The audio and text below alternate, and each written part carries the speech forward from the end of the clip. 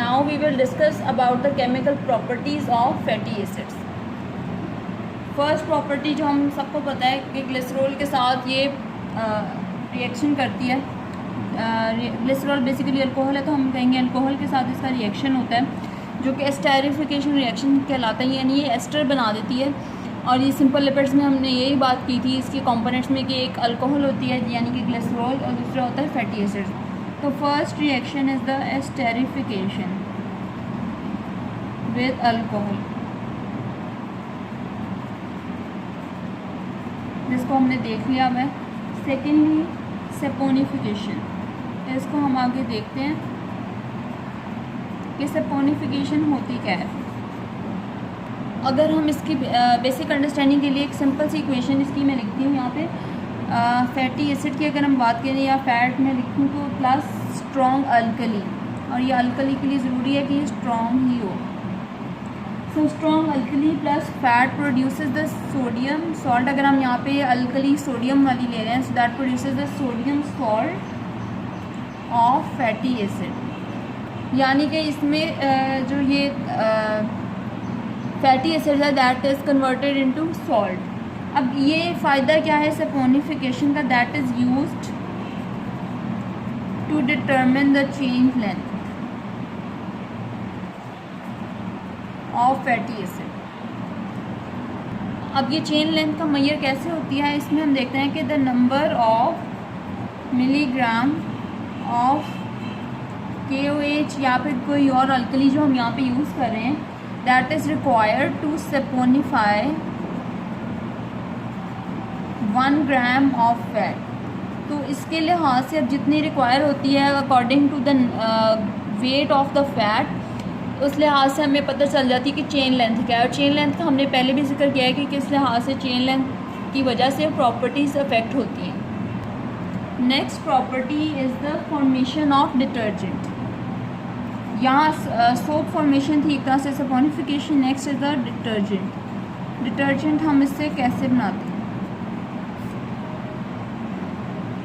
Detergent basically क्या होता है, अल्काइल सल्फेट या सल्फोनेट्स भी हम इनको कहते हैं, यानी कि यहाँ पे रोल है सल्फ़र का. इसमें बेसिकली हम क्या करते हैं कि ये एक फैटी एसिड है अगर हमारे पास, जिसके अंदर है COOH ग्रुप. अभी हम कंप्लीट ड्रॉ नहीं कर सकते, यहाँ पे हमने सिर्फ इस पार्ट को देखना है जो यहाँ पे यूज़ हो रहा है. सो इस COOH ग्रुप में हम क्या करेंगे कि ये इसका क्या स्ट्रक्चर है, ऐसे है ना, ये C double bond O. So this is reduce to form in alcohol. Alcohol कैसे फॉर्म होती है कि हम इसको इसमें कन्वर्ट कर देंगे इस फॉर्म में OH, यानी कि ये डबल बॉन्ड ख़त्म हो जाएगा. नेक्स्ट हम इसको सल्फेट कर देंगे, यानी कि यहाँ पे हमने ऐड कर देना है बाहर से sulphur. So this forms the detergent. ये आपने पूरी इक्वेशंस याद नहीं रखनी है, जो मैंने सारी बात बताई है इसको आपने अपने वर्ड्स में लिख लेना है कि किस तरह से डिटर्जेंट फॉर्म हो रहा है. फिर इसका यूज़ यही है कि this is use to wash the clothes. Next point is iodine number. Iodine number ये एक रिएक्शन है रिगार्डिंग द फैटी एसिड, जिससे हम आयोडीन नंबर कैलकुलेट करते हैं. जैसे सेपोनिफिकेशन से हमने चेन लेंथ मेजर की थी, उसी तरह this is used as a measure of unsaturation या डबल बॉन्ड कितने प्रेजेंट है उसका हम मेजर करते हैं आयोडीन नंबर से. इसमें बेसिकली 2 आयोडीन के एटम्स कंज्यूम होंगे फॉर 1 डबल बॉन्ड, तो उस लिहाज से कैलकुलेशन हो जाती है अनसैचुरेशन कितनी है. अगर हम इसको डिफाइन करें, so this is the number of grams of iodine that are used by 100 gram of fat. अब यहाँ पे डिफरेंट हैं दोनों डेफिनेशंस. यहाँ 1 ग्राम के लिहाज से हमने बात की थी और यहाँ पे हमने बात किया 100 ग्राम की. तो ये डेफिनेशंस आयोडीन नंबर और सेपोनिफिकेशन नंबर ये आपने नहीं भूलनी. हम इसको कहते हैं, जो हमें यहाँ नंबर हासिल होता है उसको कहते हैं सेपोनिफिकेशन नंबर, और यहाँ पे दूसरा है आयोडीन नंबर. इसके अलावा अनसैचुरेशन के अलावा this is also a measure of quality of fat. Next is the acid number.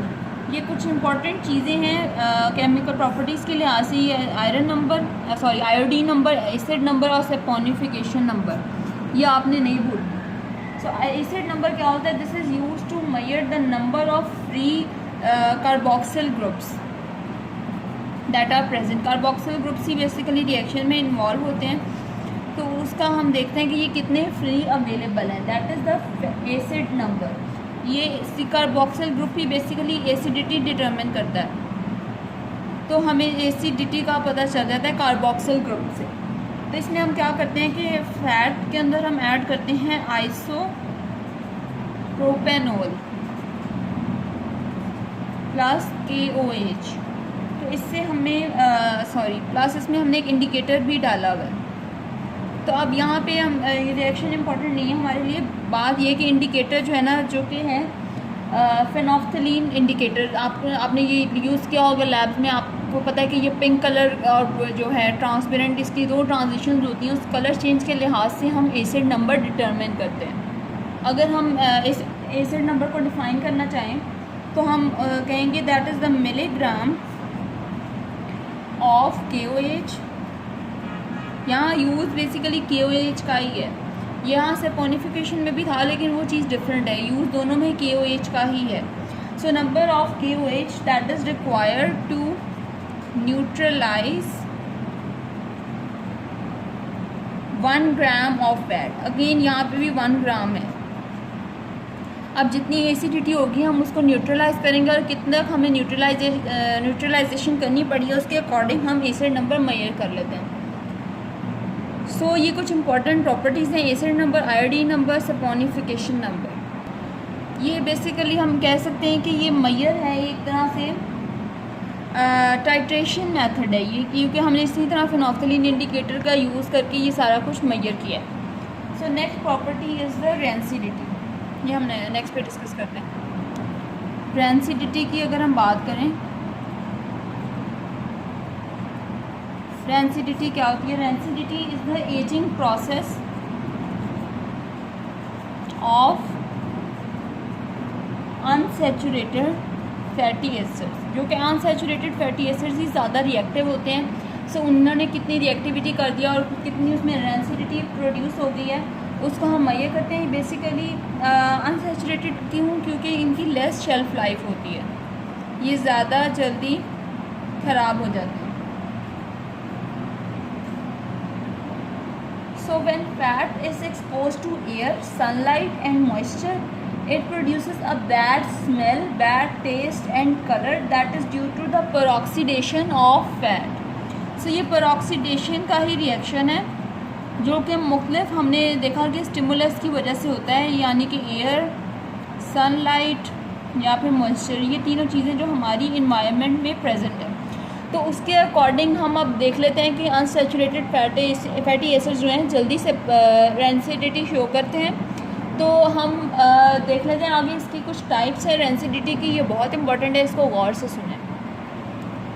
First is the ketonic rancidity, second is the hydrolytic and third one is the oxidative. अब हम तीनों के बारे में थोड़ा थोड़ा डिस्कस कर लेते हैं। ये टाइप्स में आपने इतना ही लिखना है।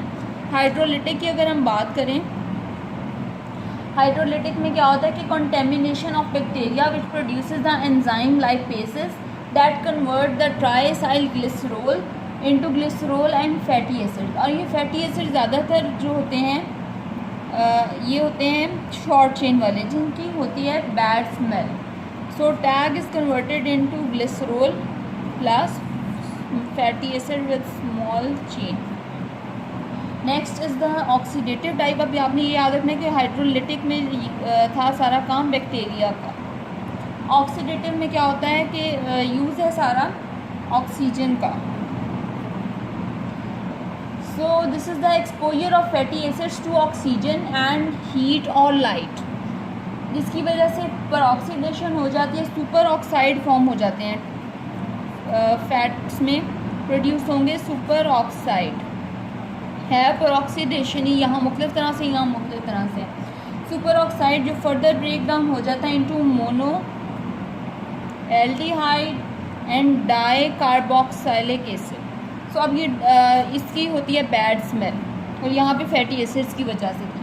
और जो थर्ड टाइप है ketonic, this is due to fungal infection. Infection है कहेंगे फंगल कंटेमिनेशन। इसकी वजह से भी सेम है, short chain fatty acids produce होते हैं जिसकी वजह से बैड स्मेल प्रोड्यूस होती है।